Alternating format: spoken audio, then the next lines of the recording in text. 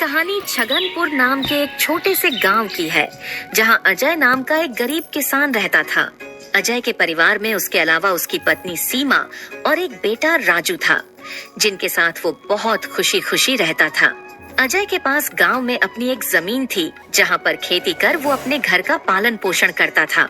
परंतु अब उसकी वो जमीन पहले की तरह उपजाऊ नहीं रही थी। धीरे धीरे उसकी जमीन से फसल की पैदावार भी कम होने लगी थी। एक दिन इसी चिंता में वो अपने जमीन के पास बैठा होता है और कमाने का कोई और जरिया सोचने लगता है। दिन प्रतिदिन मेरे इस जमीन से उगने वाली फसल कम होते जा रही है। लगता है मुझे अब कोई दूसरी जमीन लेकर काम करना होगा, या तो कोई और जरिया ढूंढना होगा कमाने का। पर अब मैं इस जमीन के भरोसे नहीं रह सकता हूँ। चलो एक बार चल के सीमा से राय लेकर देखता हूँ वो क्या कहती है इस बारे में। अजय तुरंत खेत से अपने घर की तरफ चल पड़ता है। घर पहुंचकर वो सबसे पहले अपनी पत्नी सीमा को आवाज लगाता है। सीमा जरा यहाँ आना, तो तुमसे एक जरूरी बात करनी है। अजय की आवाज सुनकर सीमा वहाँ आ जाती है। बोलिए, आपने मुझे बुलाया क्या? हाँ सीमा, मुझे तुमसे एक जरूरी विषय पर बात करनी है और तुम्हारी राय जाननी है। हाँ बोलिए, क्या बात है? सीमा, तुम तो जानती हो हमारी जमीन अब पहले की तरह इतनी उपजाऊ नहीं रही है, और अगर मैं ज्यादा खाद वगैरह डालने की कोशिश करूंगा तो कहीं उसकी मिट्टी और खराब ना हो जाए। इसलिए सोच रहा हूँ कि कुछ समय के लिए उस जमीन पर खेती करना छोड़ दूं। हर साल थोड़ी थोड़ी खाद उसमें डालता रहूंगा, जिससे कुछ सालों बाद वो पहले की तरह उपजाऊ हो जाएगी। फिर उसमें खेती करना शुरू कर दूंगा। हाँ, ये ठीक रहेगा।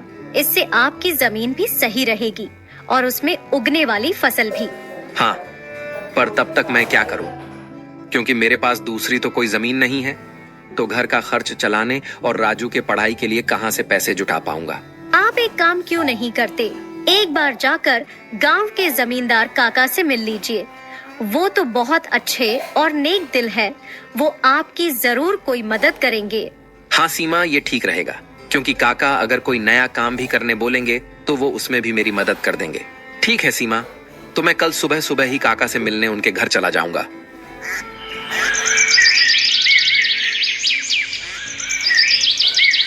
अगली सुबह अजय जमींदार से मिलने उसके घर के लिए चल पड़ता है। जमींदार के घर के बाहर पहुंचकर वो जमींदार को आवाज लगाता है। क्या आप घर पर हो?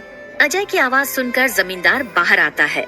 अरे आओ अजय बेटा, बोलो क्या हुआ, कुछ काम था क्या? हाँ काका, आपकी एक मदद चाहिए थी। हाँ बोलो ना बेटा, मैं किस प्रकार तुम्हारी मदद कर सकता हूँ? अजय फटाफट से जमींदार को अपने खेत की हालत बता देता है। तो इसमें परेशान क्या होना बेटा? काका, मेरे पास एक ही जमीन है जिस पर खेती कर मैं अपने घर का खर्च चलाता हूँ, और मैंने आज तक खेती के अलावा कोई दूसरा काम भी कभी किया नहीं। तो अब यही नहीं समझ रहा है मैं क्या करूँ। बेटा, खेती के अलावा दूसरा काम क्यों करना? तुम एक काम करो, मेरे पास गांव के बाहर एक जमीन है, तुम उस पर खेती करो। काका, पर इससे तो आपका नुकसान हो जाएगा। नहीं बेटा, कोई नुकसान नहीं होगा। इसी बहाने तुम मेरी जमीन की देख रेख भी करोगे, क्योंकि अब तो मेरी उम्र भी हो गई है और मेरा बेटा भी शहर में रहता है, तो इससे तुम्हारा भी भला हो जाएगा और मेरी भी थोड़ी जिम्मेदारी कम रहेगी। ठीक है काका, अगर ऐसी बात है तो मैं कल से ही उस खेत पर काम करने चला जाऊंगा। अजय जमींदार को धन्यवाद कहकर वहाँ से अपने घर के लिए निकल जाता है। अजय अपने घर पहुंचकर सीमा को सारी बात बता देता है। ये तो बहुत अच्छा है, यानी आपकी सारी चिंता ही खत्म हो गई। हाँ सीमा, अब मैं काका के खेत पर बहुत मेहनत करूंगा और कोशिश करूंगा कि एक दो और खेत खरीद लूं, क्योंकि भविष्य में ऐसी समस्या आए तो उसके लिए हम तैयार रहे।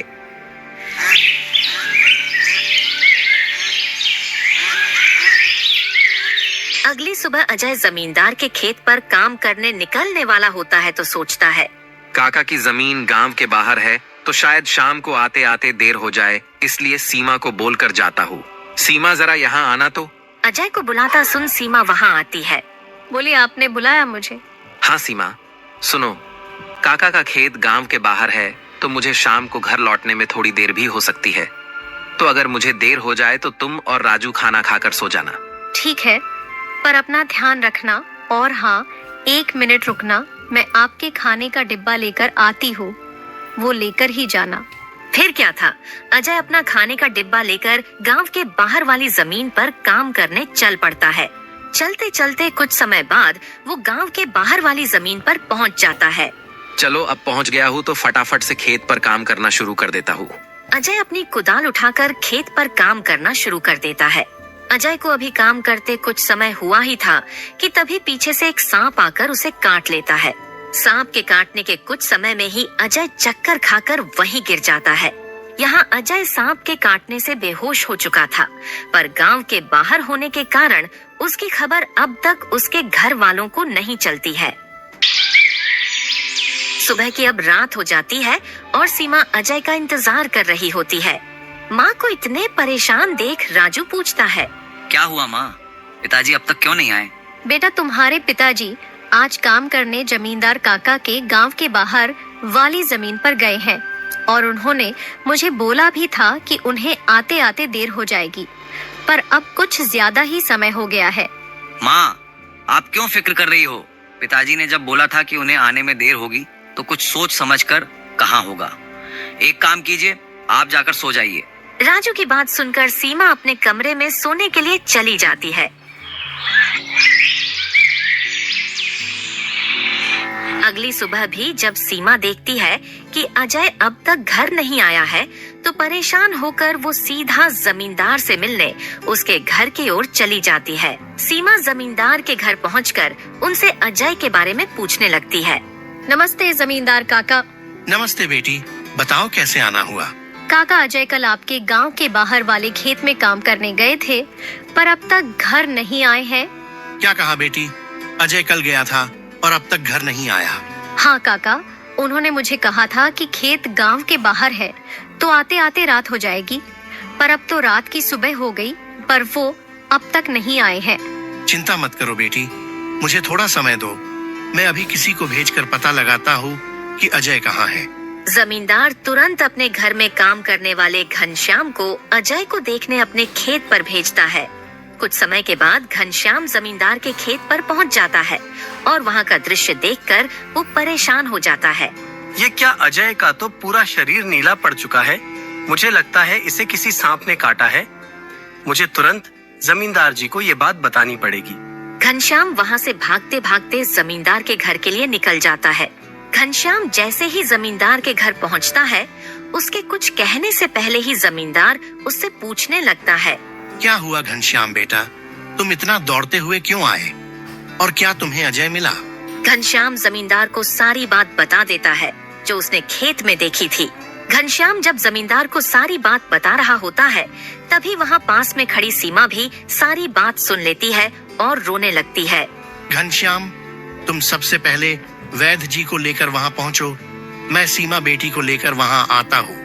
घनश्याम को वैद्य जी के पास भेजने के बाद जमींदार सीमा को समझाने लगता है। सीमा बेटी, पहले तो तुम रोना बंद करो और जल्दी से मेरे साथ चलो, क्योंकि तुम्हारे रोने से अजय ठीक नहीं होगा। फिर क्या था, जमींदार सीमा को लेकर अजय को देखने उसके खेत के तरफ निकल जाता है और घनश्याम वैद्य जी को लेने दूसरी तरफ निकल जाता है। जमींदार और सीमा जब वहां पहुंचे तो उन्होंने देखा अजय बेहोश हालात में खेत में गिरा था और उसका पूरा शरीर नीला पड़ चुका था। सीमा अजय के पास बैठकर रोने लगती है। तभी वहां वैद्य जी आ जाते हैं। वैद्य जी के आते ही सीमा वहां से हट जाती है और वैद्य जी अजय की हालत का जायजा लेने लगते हैं। क्या हुआ वैद्य जी, अब कैसी है अजय की हालत? देखिए जमींदार जी, मैं आपको झूठ बोलकर अंधेरे में नहीं रखना चाहता हूँ, पर अजय की हालत बहुत खराब है।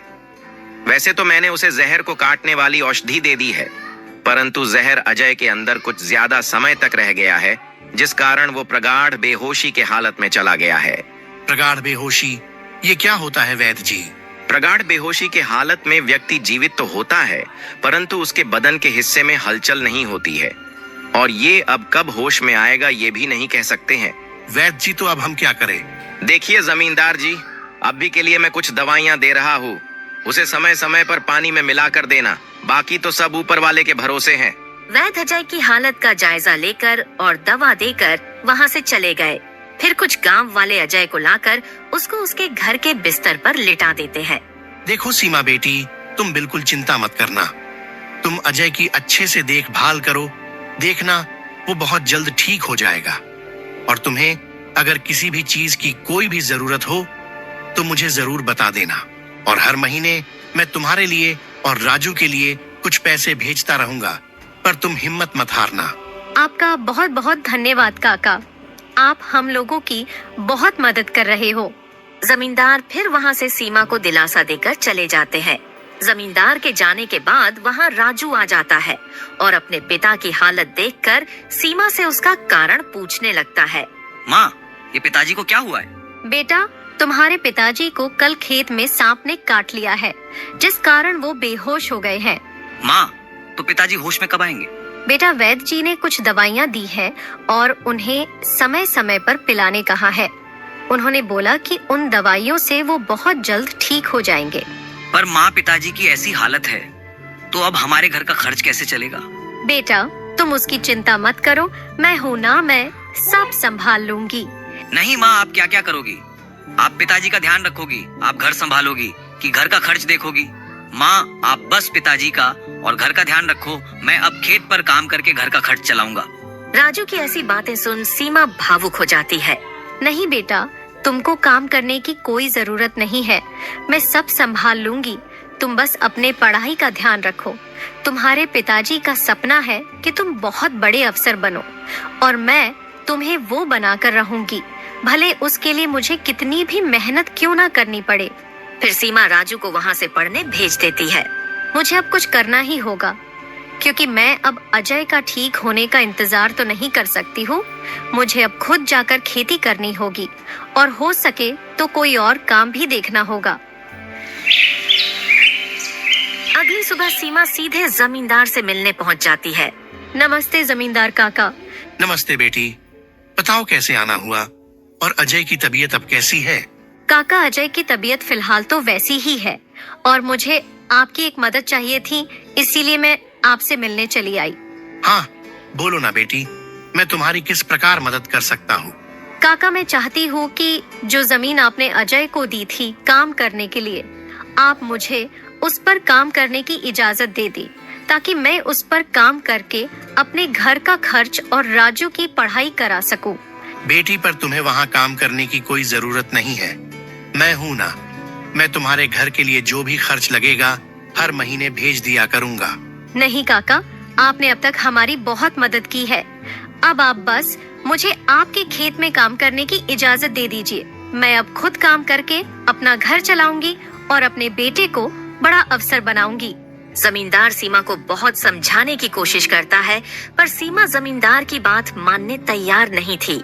आखिर में सीमा की बातें सुनने के बाद जमींदार सोचने लगता है।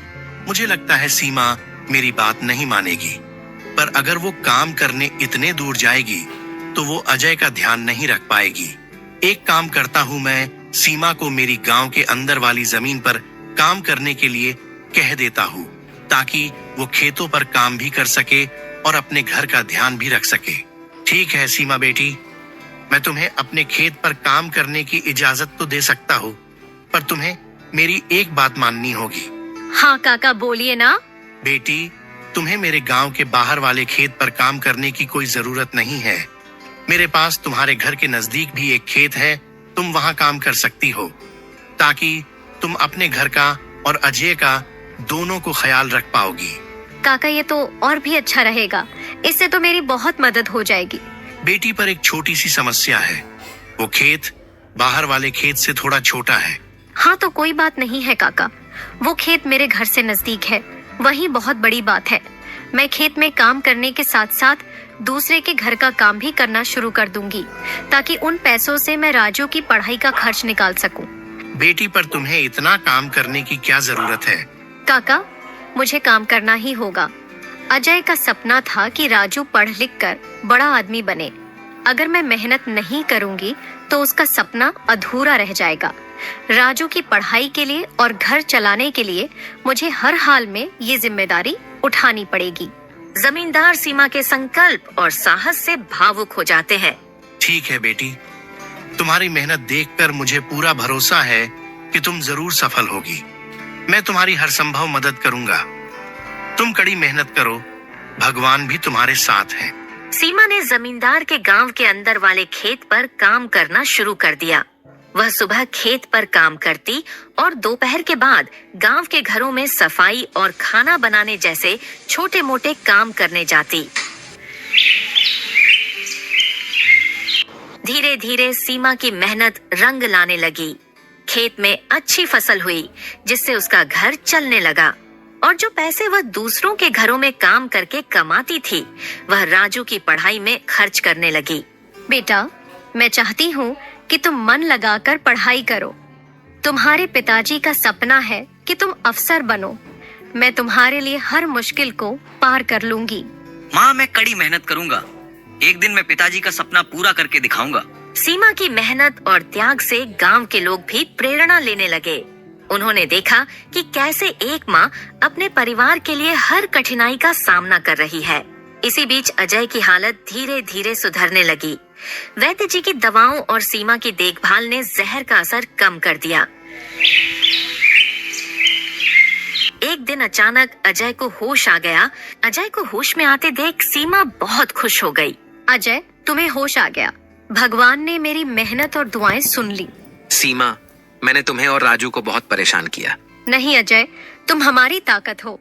जब तक तुम ठीक हो रहे थे, मैंने हर जिम्मेदारी संभाली और देखो, अब सब कुछ ठीक हो रहा है। अजय धीरे धीरे पूरी तरह ठीक हो गया। उसने सीमा की मेहनत और त्याग देखकर प्रण लिया कि अब वह उसके साथ कंधे से कंधा मिलाकर परिवार को आगे बढ़ाएगा। राजू की पढ़ाई भी सफलतापूर्वक चलती रही और कुछ सालों बाद वह एक बड़ा अफसर बन गया।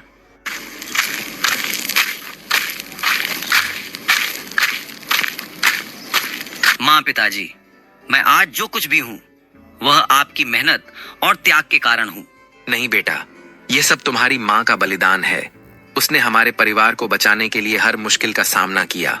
सीमा का त्याग और अजय का साथ, दोनों ने मिलकर एक नई मिसाल कायम की। गांव वाले अब भी उनकी इस कहानी को आने वाली पीढ़ियों को प्रेरणा के रूप में सुनाते हैं।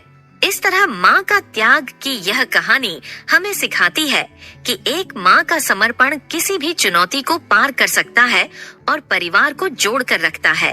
दोस्तों, मजेदार कहानियां देखने के लिए हमारे इस चैनल को जल्द से जल्द सब्सक्राइब कर लें।